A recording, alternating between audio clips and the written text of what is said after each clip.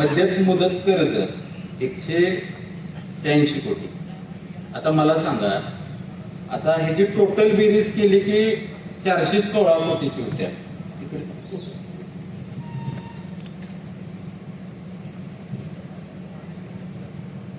अडीचशे त्यांची 417ची होत्या. आता मला सांगा, प्लान त्यांच्यापेक्षा आपला बारका, मग आपण केलं काय एवढं कर्ज व्हायला? म्हणजे आम्ही प्रत्येक मीटिंग मध्ये जे सांगतोय की आपल्यापेक्षा पुढचे बाकीचे कारखाने पुढे गेले, ते त्याचं कारण काय तुम्हाला आता नक्की कळालं. कुठं ना कुठं तर पाणी मुरते म्हणूनच एवढं कर्ज झालेलं आहे. आणि आमची म्हणून मागणी रास्त आहे की आपण जेवढे पैसे लंपास केले तेवढे आणून भरा आणि चेअरमन पदाचा राजीनामा.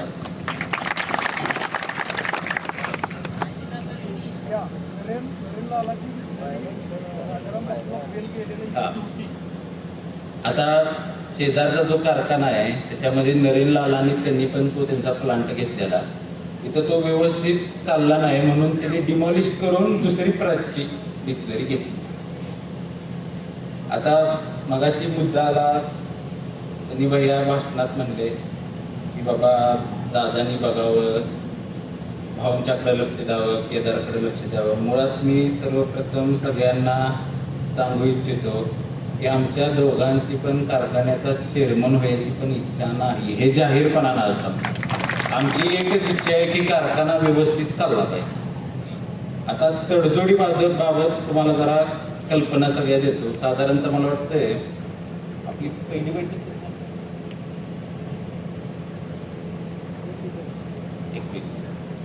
मला वाटतं आंदोलनाच्या सेम डेला संध्याकाळी गोटकिंडीचे काही मंडळी असतील, नागठाणची मंडळी असतील, या सगळ्यांची आमची बैठक वगैरे झाली.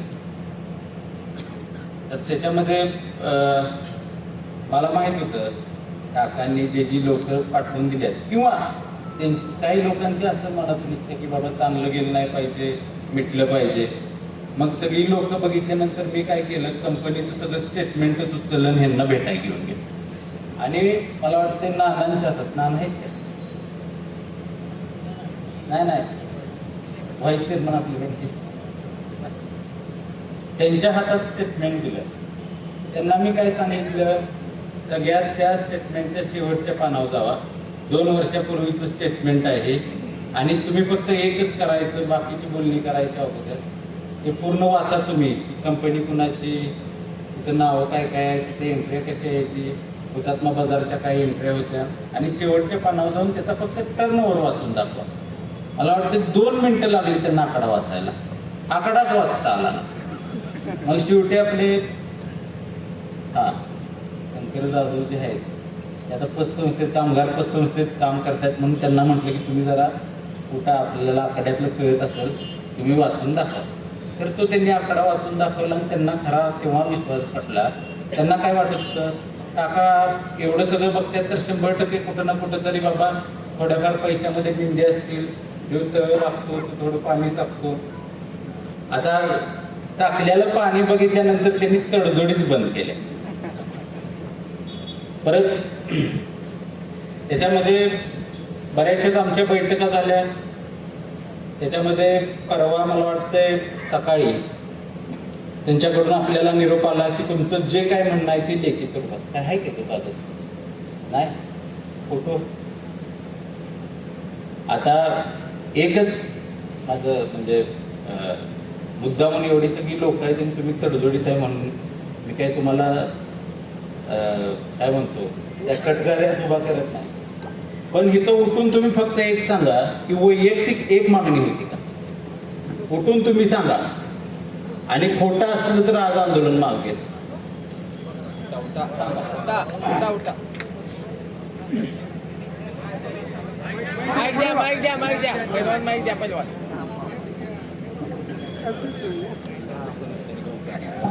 बैठकीत बसल्यानंतर त्याने 8-9 मुद्दे होते. त्यामध्ये वैयक्तिक कोणतीही माहिती नव्हती. कारखाना व इतर सर्व घटक संस्था ज्या आहेत त्यांच्याबद्दलच माहिती होती आणि विशेषतः कारखान्याचं एक्सपान्शन हा मुख्य विषय होता. कारखान्याचे चेअरमन पदावरून पाय उतार व्हावे हे विषय होते. याच्यात वेगळे असे काही विषय नव्हते आणि सार्वजनिक संस्थांना अनुसरूनच सगळे विषय होते. वैयक्तिक याबद्दल कोणतेही विषय नव्हते.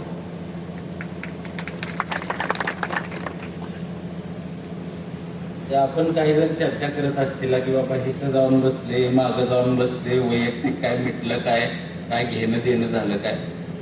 मध्यस्थी करणाऱ्यांनीच सांगितलंय.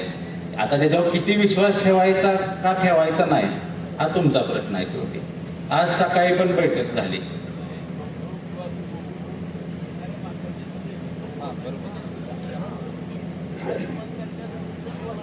सांगतो त्याच्यावर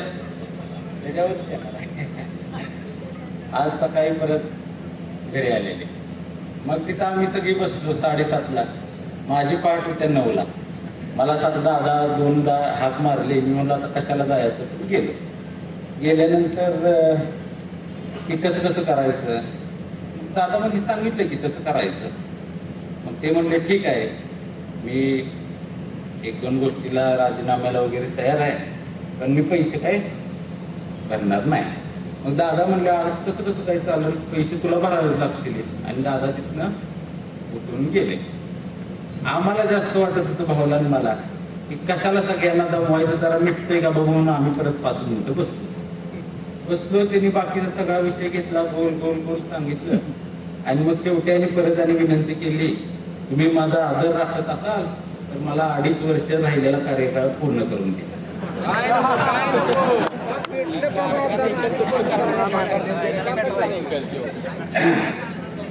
त्यानंतर आम्ही मध्ये भरपूर काही गोष्टी झाल्या, पण जेव्हा सगळ्या चर्चेतला तपशील उघड करायचा नसतो, वेळ आल्यानंतर काही गोष्टी आपण ठेवायची पुढं. त्यानंतर सकाळी संचालकांची बैठक झाली. सगळ्या संचालकांना म्हणले की बाबा मी राजीनामा देतो. मग 2-3 हौशी गवशी उठली, काका तुम्ही राजीनामा देताय, मग आम्ही कशाला थांबायचं, आम्ही पण राजीनामा देतो. मग असं झाल्यानंतर त्यांना जरा धीर आला की बाबा कोण तर आहे आपल्या मागला. मग म्हणले तुम्ही सगळ्यांनी काय भिवू नका, आम्ही तुमच्या पाठीशी आहे. आणि मी अशा पद्धतीने NCDCचा आता आपल्याला आणखी एक कर्ज मंजूर झालेलं आहे, त्या कर्जातनं मी एक्सपान्शन करतो आणि 4-5 वर्षात कारखाना कर्जमुक्त करतो.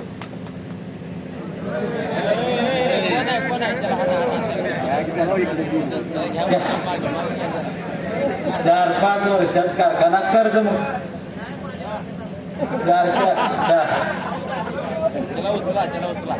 4-5 वर्षामध्ये कारखाना कर्जमुक्त करतो. पण चेअरमन पदावर काय बोलले नाही. आणि परत तिथनं जाताना म्हटले की मग तुम्ही माझ्या मागं ठाम राहणार का. अविश्वास जरी ठराव आला तरी तुम्ही सगळी माझ्या मागं ठाम राहायचं. आता तेव्हा ठरवलं की घरात यायचं, एक बोलायचं, ही माणसं तडजोडीला पाठवून द्यायची, दुसरा निरोप द्यायचा, संचालकांना बोलून तिसरंच सांगायचं. म्हणजे दादा पहिल्यापासून जे सांगतात की प्रत्येक ठिकाणी जाऊन वेगवेगळं बोलायचं, जेणेकरून हे आंदोलन मोडीत निघलं पाहिजे. म्हणून आज तुमच्या सगळ्यांच्या समोर मी जाहीर करतो, इथनं पुढच्या सगळ्या तडजोडी तुमच्या समोर होणार. आणि या तडजोडीमध्ये कारखान्याच्या किंवा आमच्या विश्वासार्थाला, तुम्ही जो आमच्या विश्वास ठेवलाय त्या विश्वासाला कुठेही तडा जाऊन देणार नाही.